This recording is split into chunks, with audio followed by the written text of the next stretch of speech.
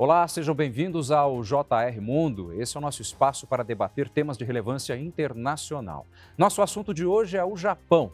Isso porque, após a vitória do seu partido nas eleições parlamentares, o primeiro-ministro japonês, Fumio Kishida, propõe uma reforma constitucional. E esse é um tema polêmico porque toca justamente numa questão sensível ao povo japonês, que é o caráter pacífico do país. Para falar sobre esse e outros assuntos, é que nós estamos aqui com o professor de Relações Internacionais da ESPM, professor Alexandre Uehara. Seja bem-vindo, professor. Muito obrigado pelo convite. Vai ser um prazer conversar contigo, com certeza. E vale a pena lembrar que o JR Mundo vai ao ar toda quinta-feira, a partir das 7h30 da noite, nas plataformas digitais da Record TV. Você pode acessar lá, que além desse programa, tem outros vários. Professor, após a morte do primeiro-ministro, do ex-primeiro-ministro Shinzo Abe, essa discussão sobre uma alteração na Constituição, principalmente no que diz respeito ao caráter pacífico do Japão, parece que ganhou uma efervescência. Como é que está isso agora no país? Okay. De fato, essa discussão sobre a mudança da Constituição japonesa, ela já vem há algum tempo, né? Eu creio que o primeiro-ministro Shinzo Abe foi alguém que deu mais força para essa discussão, até porque era uma questão pessoal dele, de compromisso que ele tinha durante todo o seu mandato, né? Ele veio falando sobre isso. Mas o Japão, na verdade, a gente pode voltar um pouquinho no passado, depois da chamada final da Guerra Fria, em 89, né? E começo dos anos 90, o Japão veio tentando se reposicionar nas relações internacionais. Então, essa discussão de como o Japão pode atuar nas relações internacionais passava pela discussão do artigo 9º da mudança da Constituição. Mas, como foi mencionado, o Japão é um país muito pacifista, a população não tem total apoio, né, ou não tinha total apoio a essa mudança, e o Shinzo Abe foi quem trouxe isso de maneira mais forte para recolocar o Japão nas relações internacionais. E com a morte dele, sendo isso um elemento da pauta política dele, isso voltou à tona e também para alguns elementos contemporâneos, né, que têm acontecido de ameaça, ou percepção de ameaça do Japão, e isso faz com que a Constituição seja um tema de debate agora. Professor, nós vamos nos aprofundar nessas questões daqui a pouquinho. Como o senhor mencionou o artigo 9º, eu quero inclusive reproduzi-lo aqui para que a gente comece a falar com um pouco mais de profundidade nesse assunto, que o povo japonês renuncia para sempre à guerra como direito soberano da nação e ameaça o uso da força como meio de solução de disputas internacionais. Agora vamos voltar um pouquinho à fita, do tempo que a gente voltava à fita ainda, professor, para pensar um pouco na Constituição japonesa, que essa atual vem lá do fim da Segunda Guerra Mundial, com um detalhe, com a colaboração dos norte-americanos. Acho que aqui um pouco mais que colaboração, né? Acho que essa restrição que foi colocada do artigo 9º, que foi mencionado agora, ela foi praticamente imposta ao Japão, né? Porque o Japão foi... A palavra é essa, imposta. Imposta, né? Porque o Japão ele foi um país que acabou ocupando muitos espaços durante a Segunda Guerra Mundial. O Japão via-se como país militarista e a preocupação norte-americana é evitar que o Japão tivesse novamente uma atitude agressiva em relação aos países vizinhos. Então, para tentar evitar isso, foi colocado na Constituição japonesa, que foi formulada, né, e não só uma contribuição, colaboração, mas de fato levada pelo governo americano, essa restrição, para tentar evitar que o Japão avançasse sobre os outros países. Porém, já na década de 50, finalzinho da década de 40, o próprio Estados Unidos queria mudar essa Constituição. É mesmo. Porque havia a Guerra da Coreia, Certo. a China se tornou comunista, e aí o Japão passava de um país que era, né, para ser enfraquecido, para não invadir os demais países, passava a ser um parceiro importante aos Estados Unidos para a questão geopolítica e estratégica na região. Então, com a Guerra da Coreia, os Estados Unidos tentou forçar o Japão a tirar isso da Constituição, né, e o Japão pudesse ter exército novamente.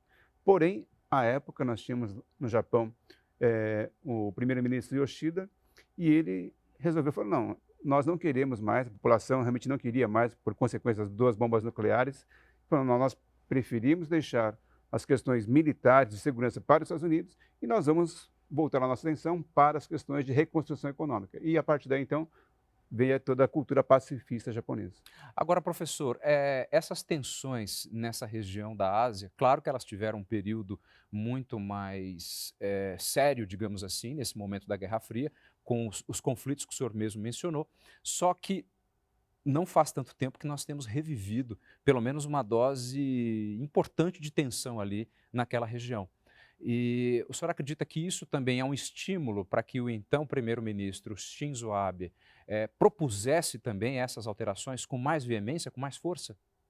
Assim, como eu já mencionei, tinha um lado pessoal dele, né? Existe, então, alguns políticos no Japão chamados revisionistas que entendem que o Japão deve retomar a sua posição mais forte, inclusive militarmente, mas também temos que lembrar que final do século XX, esse século XXI, nós tivemos alguns eventos na região, principalmente com os testes pelos mísseis norte-coreanos, que fizeram com que o Japão acabasse se sentindo ameaçado novamente, né? Isso vai fazer, então, com que não apenas os políticos, mas a própria população começasse a perceber a necessidade de se fortalecer para a sua própria defesa. Então, isso vai realmente fazer com que a situação no Japão comece a mudar e alterar, inclusive em relação a esse artigo.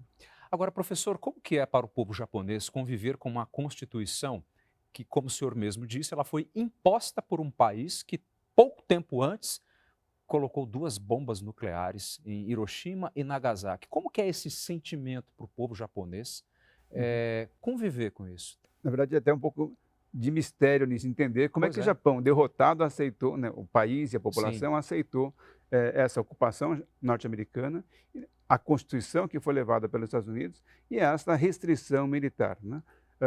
Mas, de fato, o que a gente entende, né, estudando um pouco o histórico do Japão, que a posição do imperador foi muito importante, né? O imperador japonês, e, à época, ele tinha uma força muito grande, solicitando à população que aceitasse essa presença norte-americana, né, que saíram vitoriosos, e aí tem uma coisa de cultura mesmo, né, que ao invés de se rebelar contra os vitoriosos, não, eles reconheceram que a vitória, então eles eram superiores, e a população japonesa acabou reconhecendo isso, e perceberam também que a guerra, da maneira como acabou para o Japão, não era um bom caminho.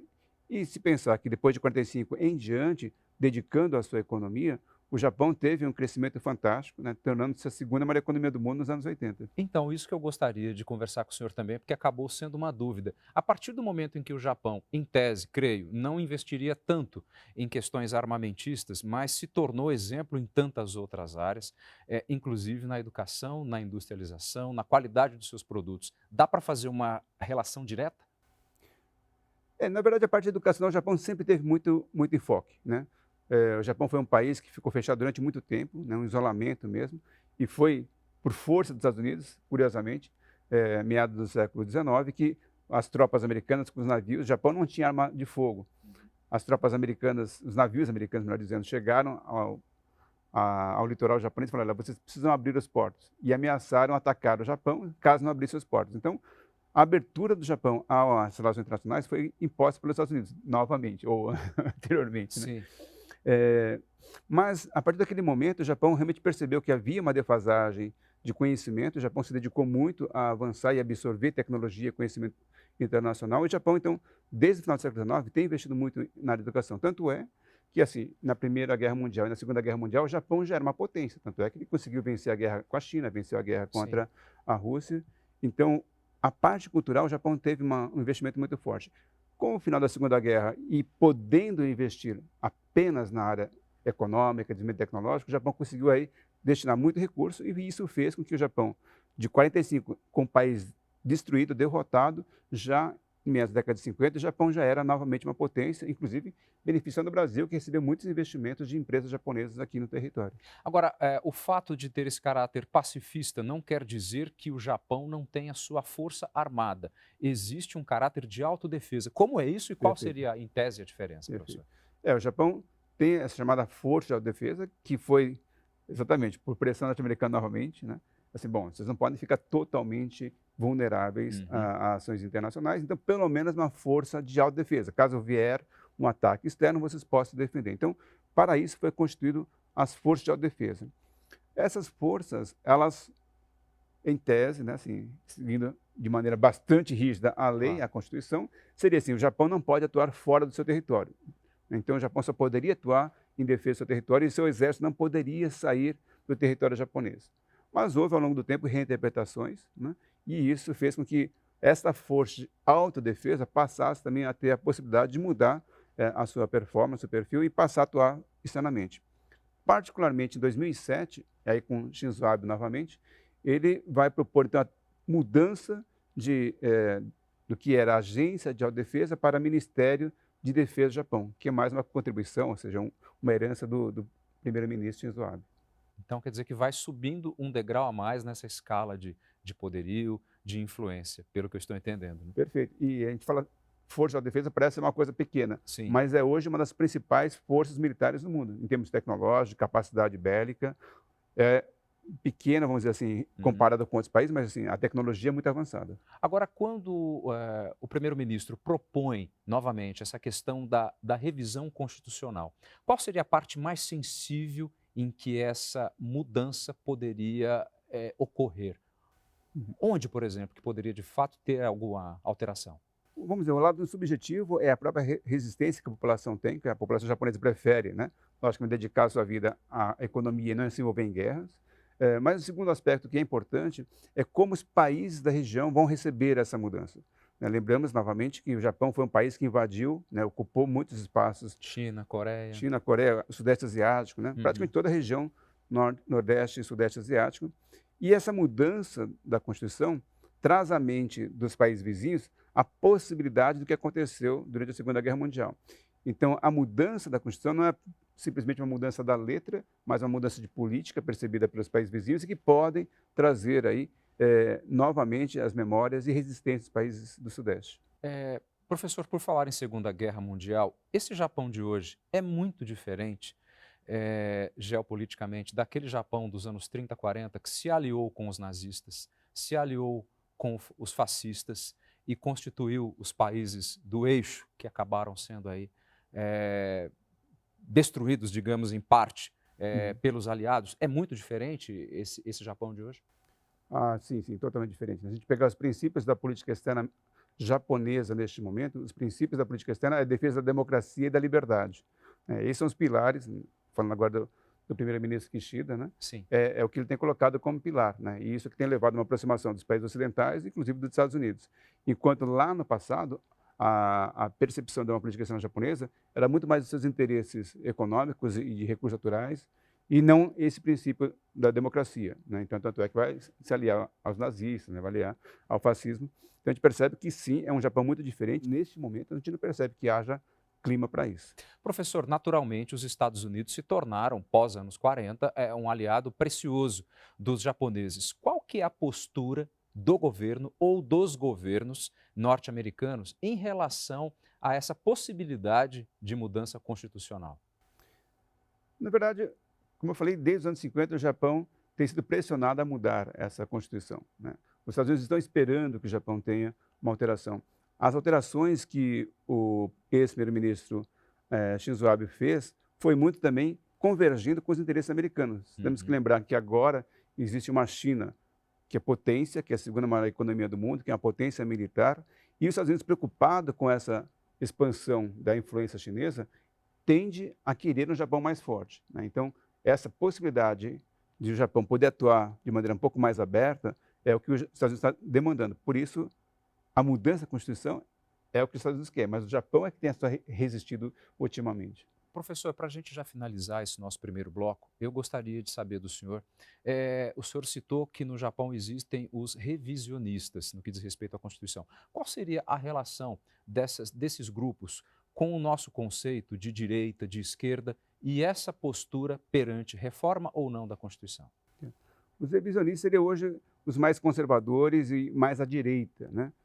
O Shinzo Abe era considerado um nacionalista, né? Mas não um radical, mas ele sim faz parte desse grupo mais nacionalista e mais à direita. Então, os revisionistas estão ligados a esses grupos, né, que existem em todos os partidos. Às vezes a gente pensa que é só o Partido Liberal Democrata, não. Existem outros partidos de centro e também mais à direita que contêm membros que são revisionistas e que defendem que o Japão precisa ter, primeiro, a sua independência de política externa e, segundo, que tem que ter a mudança da Constituição para que o seu exército possa atuar de maneira mais livre, inclusive fora do território. Hoje recebe o professor de Relações Internacionais da ESPM, Alexandre Uehara. Nós falamos sobre a perspectiva de mudança constitucional no Japão. Agora, professor, para mudar a Constituição, precisa do quê? Bom, primeiro precisa convencer a população. Sem isso não dá. Não dá, porque os políticos jamais farão uma reforma que a população não aceite.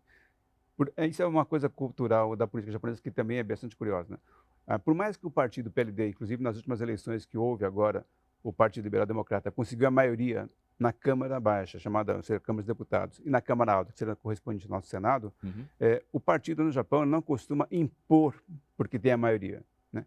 Então, por isso, o primeiro-ministro Kishida, neste momento, ele deu um prazo de 1 ano, né, mesmo que ele tendo maioria, para poder colocar, eventualmente, uma proposta de mudança na Constituição. Por quê? Porque ele vai negociar agora, inclusive, com os partidos menores, para que haja uma certa convergência em termos de disposição para reformar a Constituição. Então, primeiro, tem que fazer um convencimento da população, se bem que na última eleição, já 56% da população se mostrava favorável a uma mudança, exatamente por causa da percepção de ameaça que acontece hoje em relação à China, em relação à Coreia, né?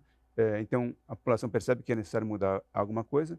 E quando a gente pensa em termos ainda de população, especificamente na boca de urna da última eleição, 80% entendia que sim, era importante se pensar aí em alguma alteração na área da segurança do Japão. Então, é provável, né, que assim, haja essa negociação com os partidos e que a população, aparentemente, uma maioria já está favorável também à mudança da Constituição. Nós sabemos que na região das ilhas Senkaku, os navios chineses costumam navegar com frequência e, pelo que nos consta também, vão avançando cada vez mais por essas águas. Isso aí incomoda os japoneses ao ponto de colocar isso também dentro dessa balança, dentro desse pacote de possível mudança constitucional no que diz respeito à defesa? Sim, sim.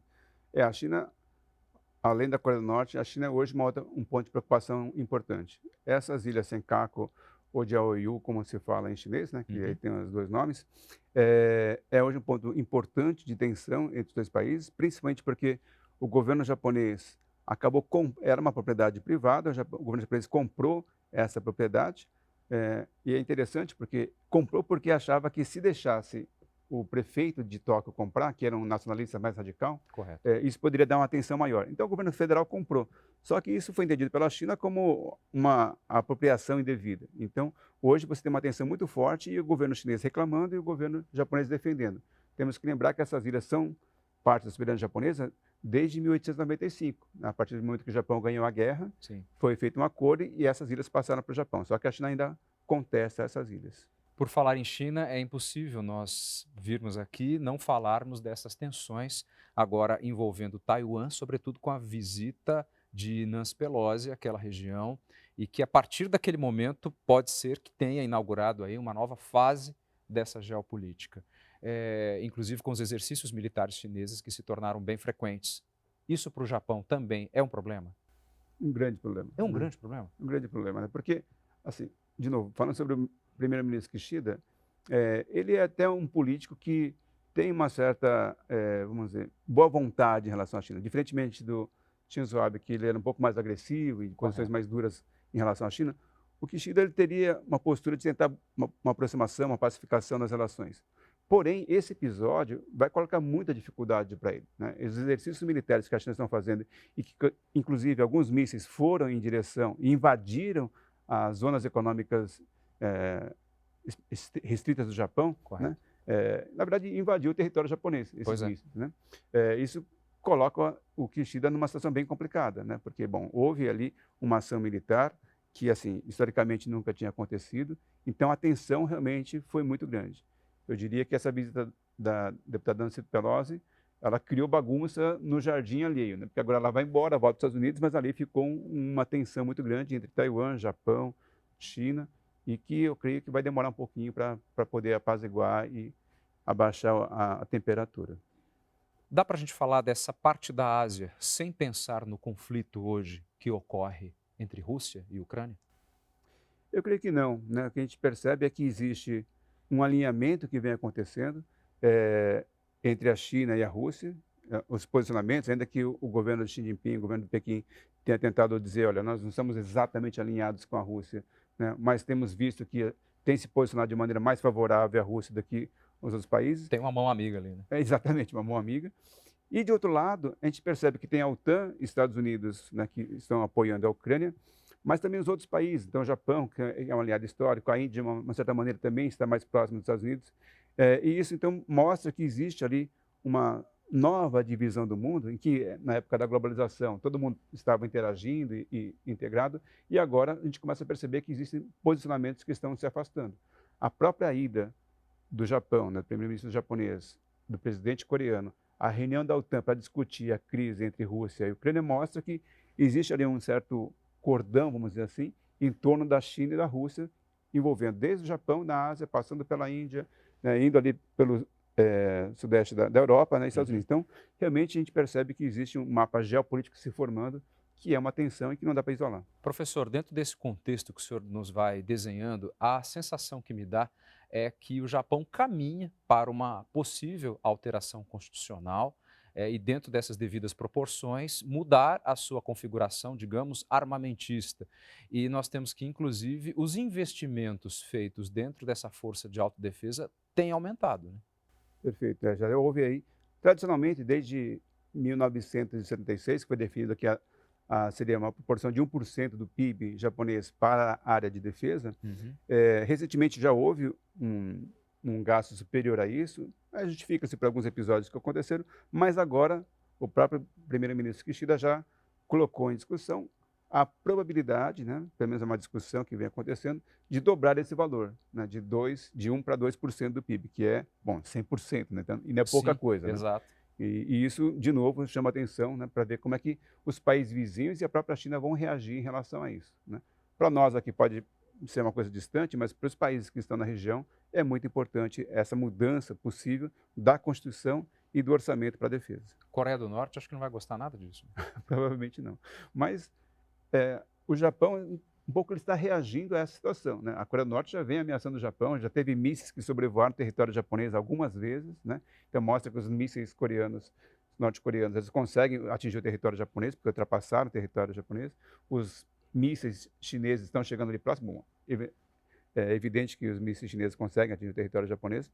São países, a Coreia do Norte e a China, países nucleares, o Japão não tem arma nuclear, então existe realmente uma desigualdade, um desequilíbrio estratégico que preocupa os japoneses, ainda que os Estados Unidos seja seu principal aliado. Agora, professor, dentro desse contexto todo, econômico, geopolítico, como o senhor bem explicou, existe a população. E pelo que eu estou entendendo, os políticos japoneses não vão de encontro, pelo menos num primeiro momento, ao que pensa a população. Ao contrário, tenta ir ao encontro, que é bem diferente. Agora, como é que essas mudanças necessariamente acontecem? Podem ter plebiscito, referendo, situações assim? Como é que se ouve a população dentro desse contexto? Sim. Bom, o Japão é um país que tem muitas pesquisas de opinião pública. Né? Então, esses indicadores que eu estou lhe passando, assim, os jornais ou as televisões fazem pesquisas constantes para saber a opinião pública, mas, sim, numa mudança desse porte, mudar a Constituição, é provável que se faça uma consulta à população, né, para ver se eles estão de acordo. Dentro desse contexto, qual é a avaliação que o senhor faz de tudo que está acontecendo? O senhor acha que vai mudar? Eu creio que sim, acho que é uma grande probabilidade de mudar, porque dentro do governo, tanto os partidos de situação como de oposição sentem que o Japão precisa se preparar melhor para um eventual conflito, e a população, ao longo dos últimos anos, era algo em torno de 40%, que entendia que precisava mudar, e hoje já passou de 50%. Então, a gente percebe que o Japão se sente, de fato, ameaçado, e que, nesse momento, em função da conjuntura internacional, é provável, né, que a Constituição seja alterada, e aí com as repercussões que a gente tem que ver como é que os países vizinhos vão reagir a isso. Professor, o nosso tempo já está chegando ao fim. Eu só tenho a agradecer a sua presença aqui, as suas preciosíssimas informações. Viu? Muitíssimo obrigado. Eu que agradeço. Okay. E o JR Mundo vai ficando por aqui. Você encontra o nosso programa toda quinta-feira com um episódio novo nas plataformas digitais da Record TV. Muitíssimo obrigado pela sua companhia e até o próximo programa.